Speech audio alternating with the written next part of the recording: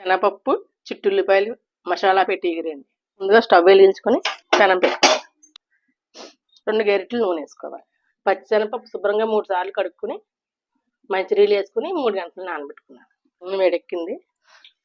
చిన్న ఉల్లిపాయలు నూనెలో వేసుకోవాలి. ఇది కొంచెం వేగాలి. ఉల్లిపాయలు వేగేయండి.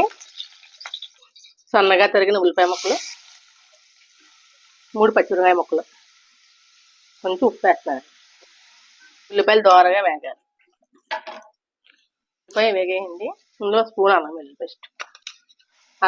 పేస్ట్, పచ్చివాసన పోయే వరకు వేగాలి. 1/2 స్పూన్ కారం, స్పూన్ ధనియాల పొడి, 1/2 స్పూన్ జీలకర్ర పొడి.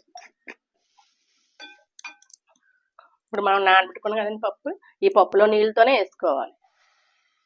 పప్పు ములిగే వరకు నీళ్ళు వేసుకోవాలి.